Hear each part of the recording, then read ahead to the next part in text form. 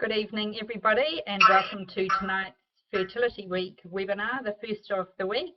Tonight's talk is presented by Dr. Guy Gudex.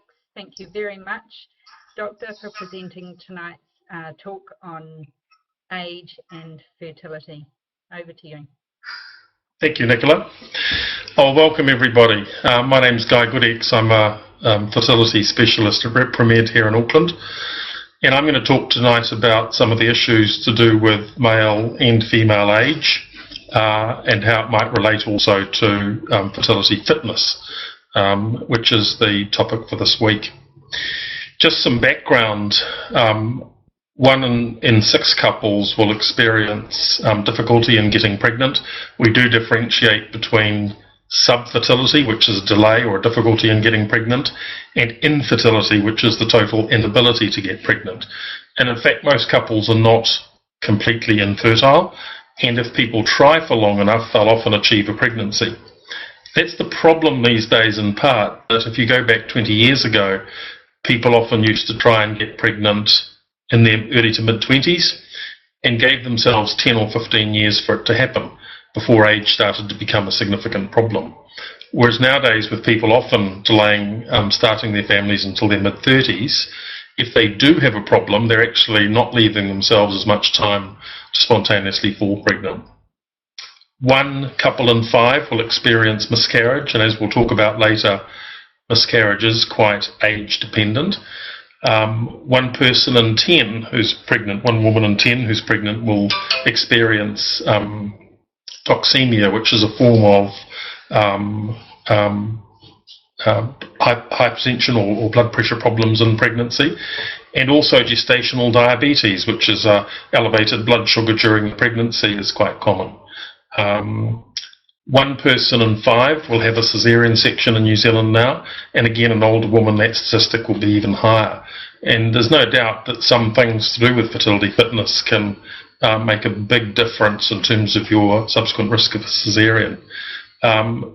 Very significant issue of 1 woman in 6 experiencing postnatal depression, and also 1 child in 10 affected by a learning or a behavioural problem. And we'll talk also about some of the age-related issues for parents in relation to that, and also epigenetics. 1 child in 4 suffers from asthma in New Zealand. Epigenetics is essentially the growing baby taking cues from the environment in which it's in the uterus. And what this actually means is that the uterine environment, the health of the parents, can actually affect the subsequent life of the child and the health of the child. And so the old-fashioned thinking that the genetic inheritance was purely and simply from the egg and from the sperm, and that's how you inherited things from your parents, that's now changed to include epigenetics, which, as I said, is the effect that the environment can have on you. This brings into focus the whole issue of preconception healthcare. And the understanding now that for 3 or 4 months before conceiving, it's really important for men and women to look at trying to just been asked to turn my mic down a little bit. I will try and do that. Here we go. So preconception healthcare is about what happens over the previous 3 or 4 months, and that all of these things can ensure healthier eggs, healthier sperm, and ultimately a healthy child. The 4 months are critical in part because sperm takes 100 to 120 days to mature. And so some of you will have heard of a preparation called Menavit, for instance, which is formulated by the same company that produces Elevit. And there's been reasonable publicity about the possibility of that improving the genetic health of sperm. What's very clear is that a man has to take that for a minimum of 3 months prior to any sort of treatment or for it to have some benefit if it's going to, because of the length of time that it takes for healthy new sperm to be formed. Similarly, it's clear that the environment of the egg in the month or 2 beforehand is also important.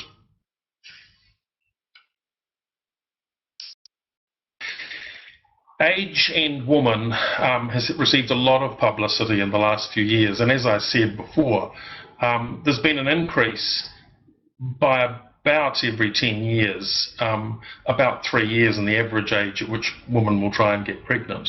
So back in the 1970s in New Zealand, women often got married and tried to get pregnant in their early 20s. That's crept up now to about 30 in Auckland for European women, and about 27 Pacific Island and Māori women. The importance of age is simply that, in fact, biologically, women are at their best up to about 28 or 30.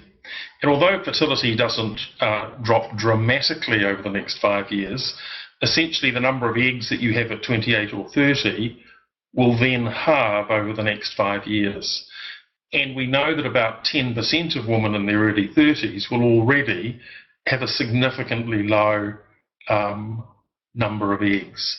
And so I'm going to talk a little bit further on about anti-Müllerian hormone, AMH, which is a really useful blood test that we can now do on women to benchmark, are they average for their age in terms of ovarian reserve?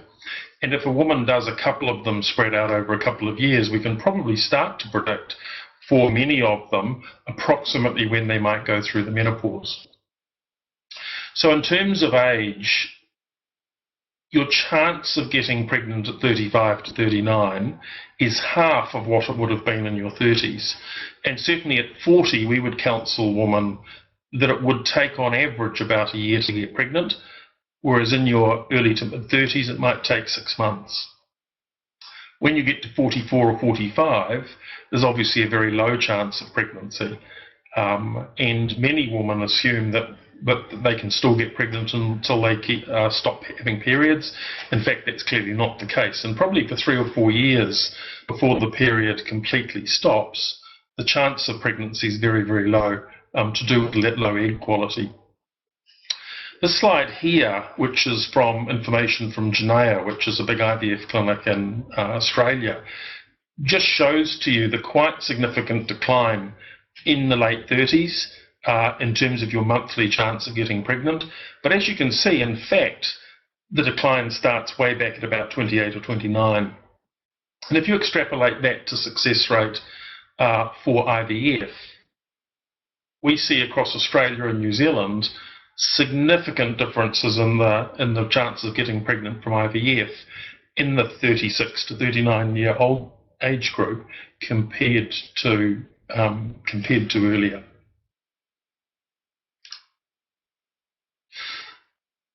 So women over 35 are nearly twice as likely to present with unexplained infertility. The incidence of genetic abnormalities and miscarriage will increase with age. And so we would quote to someone who's in their late 30s or 40, probably a doubling of their chance of a miscarriage compared to when they were in their late 20s or 30. It's also important to be aware that in New Zealand, access to the government-funded fertility treatment program is restricted to age under 40. There has been some discussion about the possibility of it being changed to include people aged 40 and 41, as success rates have improved over the last decade for treatments for women aged 40 and 41. But unfortunately, with the demand on public funding, that's not likely to change in the near future. So it's really important that people have the clear message about their eligibility and about the importance of the age-related changes.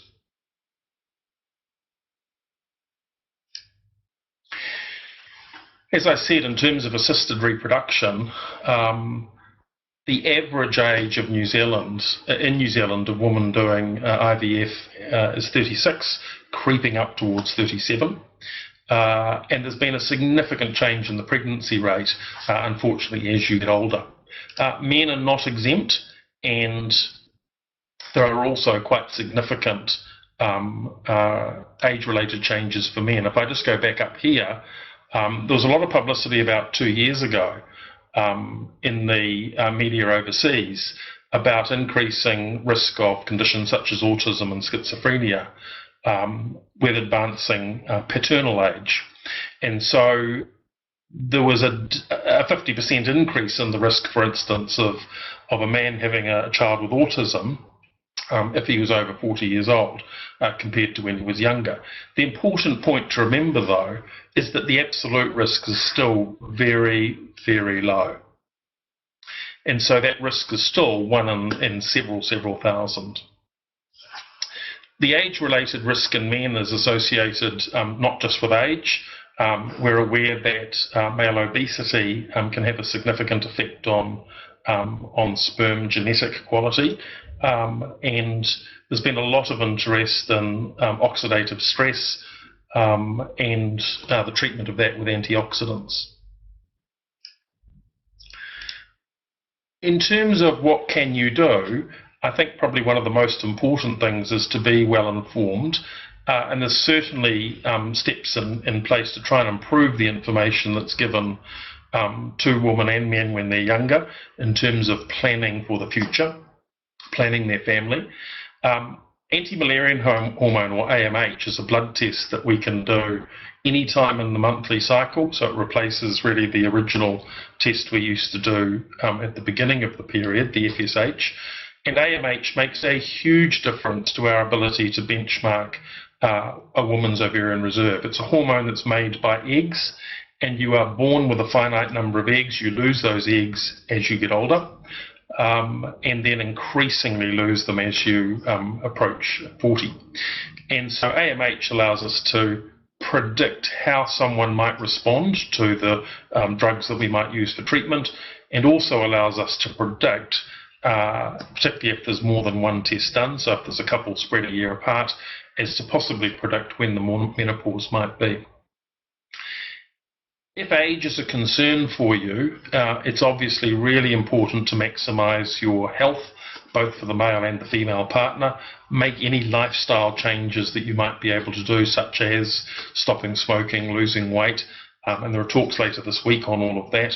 And we also advise people to not wait a year to seek help. So it used to be that waiting a year was the sensible thing to do. Now we would say that if you're 40, absolutely seek help over after only 6 months, and certainly at 35 it's reasonable to seek help after only 9 months. And that test might be that we just simply check sperm, check ovarian reserve, make sure that ovulation's occurring, and probably get an ultrasound scan. But certainly the waiting 12 months is not necessary. I'm now happy to answer any questions, particularly on the issue of age. There's a couple of questions already that's up. And the first one reads, would a single lesbian woman, 10 days from turning 40, be required to do 12 months worth of inseminations before further treatment? My period has all but disappeared for reasons not yet known. I have a doctor's appointment this week. I have a sibling with spina bifida, which probably makes things also more complicated. I feel like the odds are stacked against me. The question about 12 months of inseminations is to do with eligibility for government-funded treatment. So donor insemination, we would normally recommend anything from 6 to 9 of those, but you need in fact to have done 12 in a RTAC or an accredited clinic in order to be eligible to get funded, government-funded help if you're single. And as this question's also pointed out, this person's 10 days from turning 40. You have to be less than 40 years old at the age of referral into the public system. I think most clinics, in assessing this patient, one of the things we'd clearly want to know is her ovarian reserve. She's mentioned that her period has all but disappeared, and so that's one of the first things we would do, is probably recommend for her to have an AMH test and possibly an ultrasound scan to do what's called an antral follicle count. The next question is saying that her age is 28 years old. She's not a smoker and has minimal or no alcohol consumption, but has got irregular periods. She's in fact only had one in 3 months. And her question is, how can I increase my chances and how do I monitor the best time for having sex? One of the problems with having a period only once in 3 months is that this patient's almost certainly not ovulating. Most people who have regular, predictable periods are ovulating, and ovulation's quite simple to prove by getting a blood test done in the second half of the cycle, a blood test called progesterone, and that's going to confirm whether or not ovulation's occurred. Urine LH testing, so a little bit like a pregnancy test, but measuring LH, also can detect ovulation, but that's not going to be useful in someone who's only having a period every 3 months. I would be interested in a 28-year-old as to her weight. Does she have any other signs that might point towards a condition called polycystic ovary? And almost certainly, if she's trying to get pregnant currently, she should see someone for assessment, have some baseline hormone tests done, an ultrasound scan done to rule out polycystic ovary. It's very likely if she's not ovulating, she can be helped quite easily with weight loss if that's appropriate, weight gain if that's appropriate, and also there's some simple tablets that can help people ovulate. The next question is about can you get an AMH test done through your GP? The answer is that increasingly you can. GPs have been reluctant to request AMHs as they haven't had the reference charts in which to interpret them. There is a cost of about $55 or $60 for an AMH test because it's not made its way onto the government-funded list of blood tests. So it's one of the very few blood tests that you do have to pay for. And it can be done any time in the cycle. It doesn't have to be done during your period. And we recommend that you're not on the oral contraceptive pill when it's done, although it is debatable as to how much being on the pill influences it. So the answer is that you don't have to see a specialist centre to get an AMH done, but quite often it's still useful if you are trying to get pregnant, as a specialist centre is also going to be able to check out some of the other background issues and maybe give you some accurate sort of AMH age-related advice. The next question says, I'm 32 years old with unexplained infertility for 2 years. In your opinion, should I have IVF as soon as possible or wait longer? I'm not eligible for public funding. What this question's referring to is that to be eligible for government-funded treatment in New Zealand, if you have unexplained infertility, you actually need to have been trying for 5 years. Other couples will qualify within a year of trying if they have a serious problem, such as serious sperm problem or blocked tubes. But unfortunately for unexplained infertility, you need to have had 5 years of subfertility. And so you can see the dilemma of someone who's 38 or 39 already and has only been trying for 3 or 4 years. They're quite likely to miss out before they turn 40. Unexplained infertility usually means that the fallopian tubes have been checked either by a laparoscopy or by a hysterosalpingogram, and the tubes have been found to be okay. The sperm test has been found to be okay, and I'd qualify that and say that the sperm test should have been in a fertility clinic, and also that ovulation's been confirmed. AMH that we've been able to do the last 3 or 4 years has picked up some people with so-called unexplained infertility as in fact having low ovarian reserve, and that's been really helpful in terms of giving couples advice about when to have treatment. There are other treatments apart from IVF for couples with genuine unexplained infertility. They could include intrauterine insemination. They could include lipid flushing of the tubes, which is a poppy seed based oil. So the answer is you don't necessarily need to access IVF as soon as possible. But again, if I was 32 and had been trying for 2 years and I had been labelled unexplained infertility, I would certainly be seeing a specialist for further advice. Next question is, what is the current wait time for publicly funded treatment? The answer is that this varies to some degree on where you live. But the main centres such as Christchurch, Wellington, Hamilton and Auckland all have a minimum of about a 12 to 18 month wait currently. The reason for this is that the scoring tool that's used for determining an access lets a certain number of people into the system, and the demand is such that the amount of publicly funded cycles doesn't keep up with that. So unfortunately, even if you get 65 points, which is the current threshold, you will then usually have about a 12 to 18 month wait before you can access your first IVF cycle, if it's IVF is what you're doing. And then there'll often be a 6 or 9 or even 12 month wait between your first one and your second one if the first one doesn't work.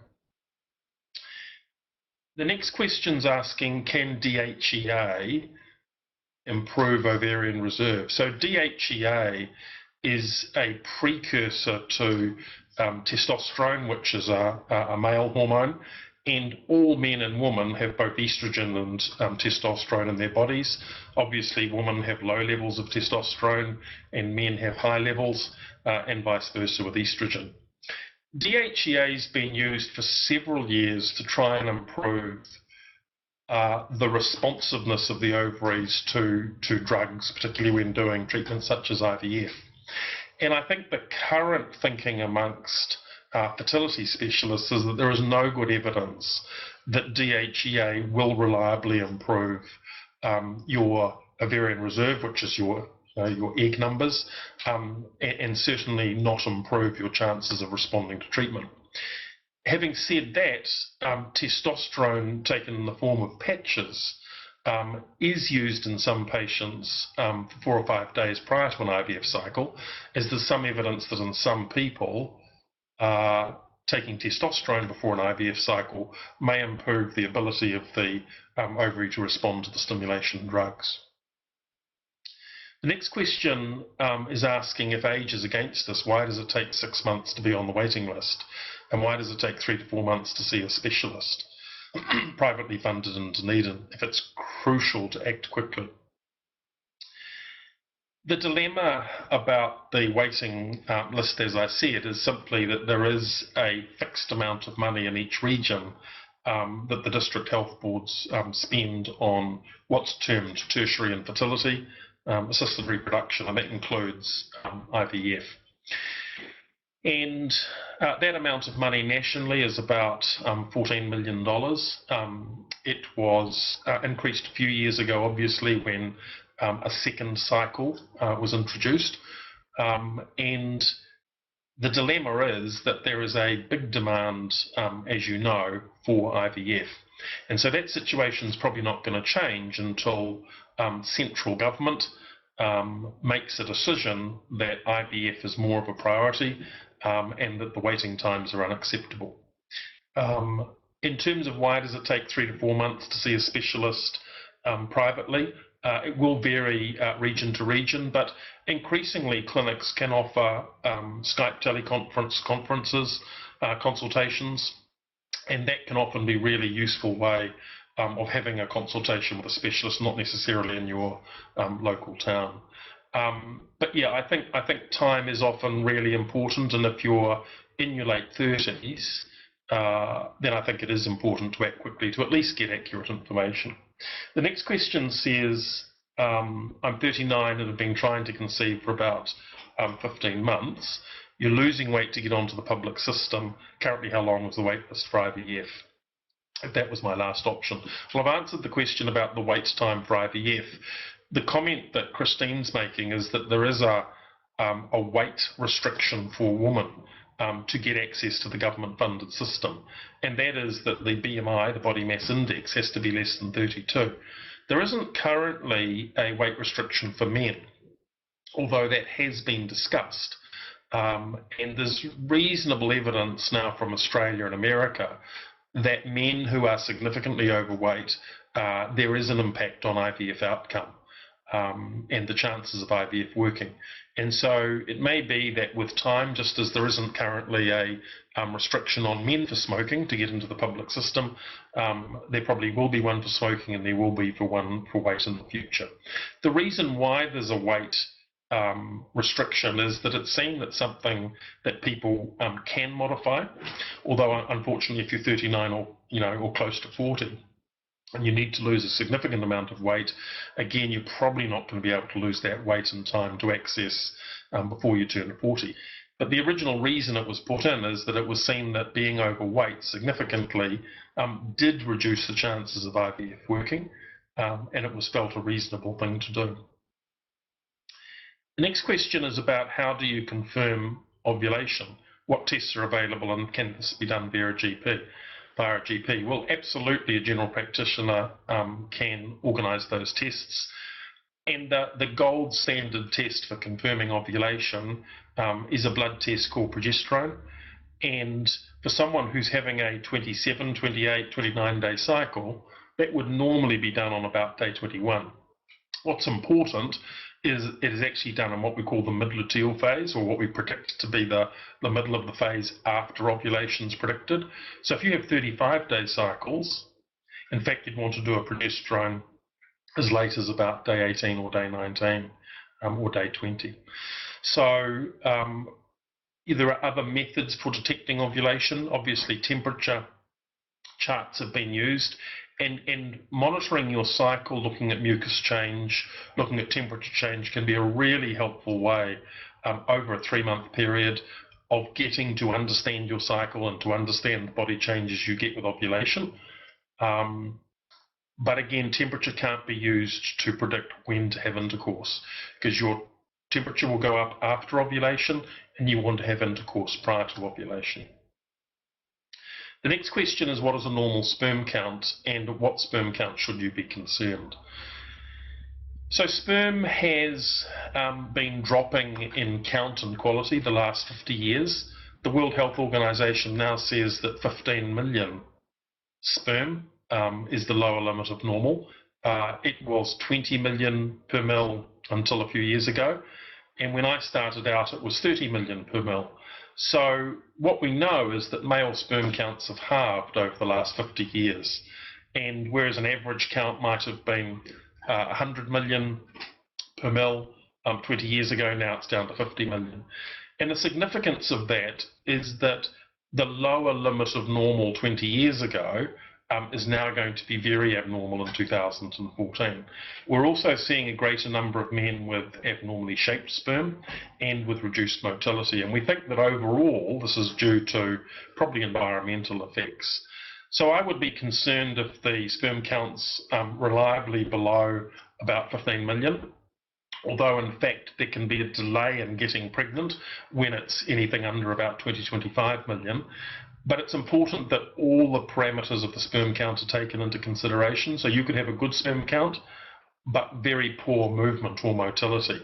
And I think if someone's had an abnormal sperm count at a local community laboratory, so in Auckland that would be lab tests, up north that would be Path Lab or Med Lab, then they really should get a follow-up sperm count in a fertility clinic.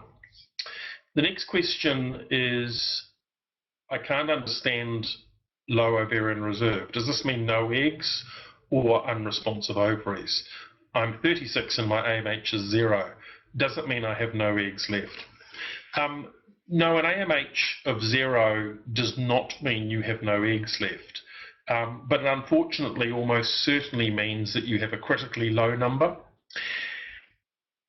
We know that your AMH becomes 0 probably 2 or 3 or 4 years before the menopause.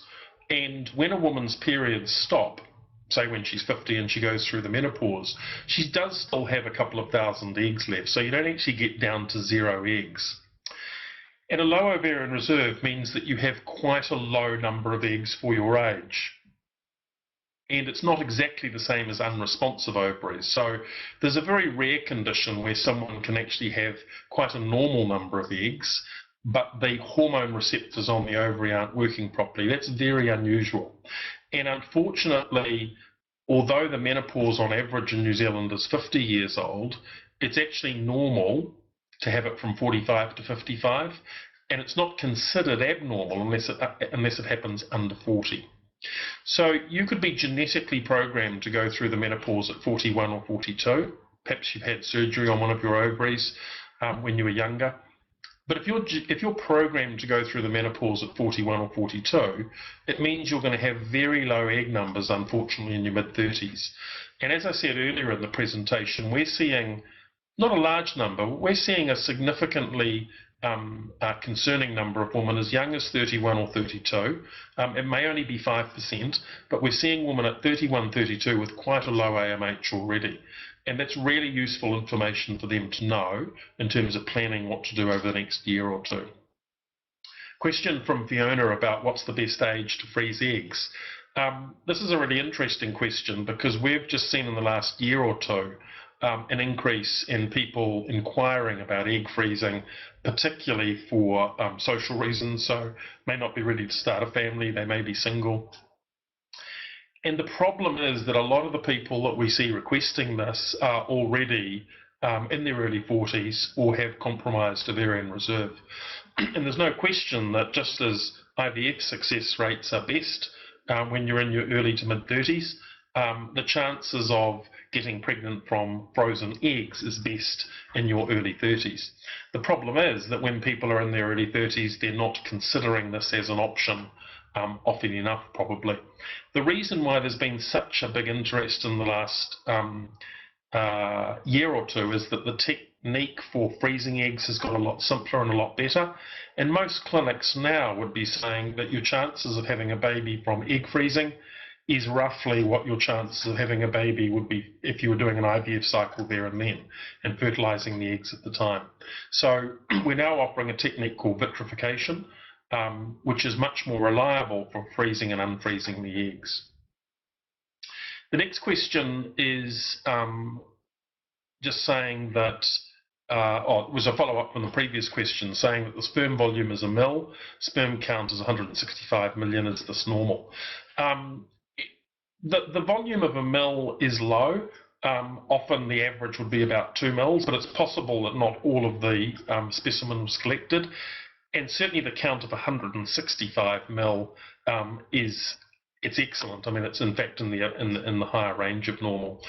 I'd be interested in whether that had been done in a fertility laboratory. And when we see an above average actually number of sperm, we're often wanting to look carefully at motility, because sometimes, in fact, a really high sperm count can lead to sluggish sperm motility as well. Christine clarified her further comment from above to say that she has been trying for 5 years. She's had a previous miscarriage. Would that get her past the 5-year requirement, or would I have to have had concurrent miscarriages?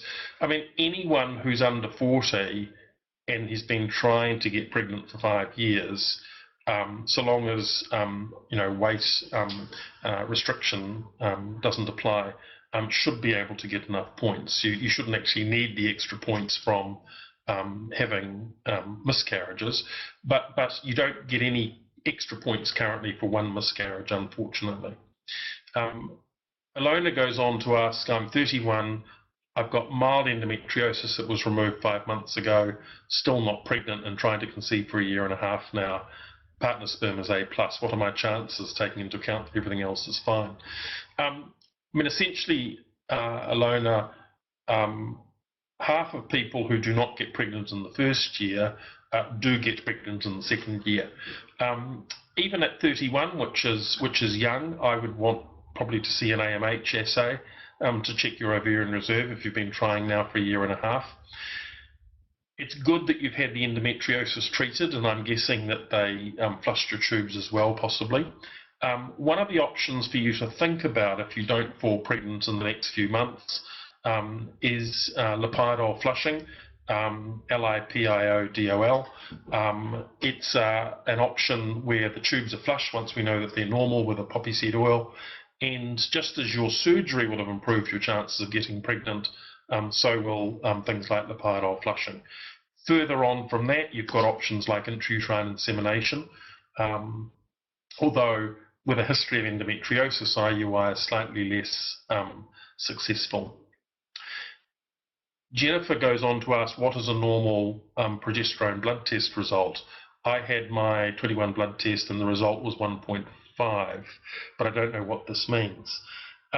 Well, in the usual units that we use, we would want the progesterone to be over 25. If it's over about 12 to 15, that certainly confirms that you've ovulated.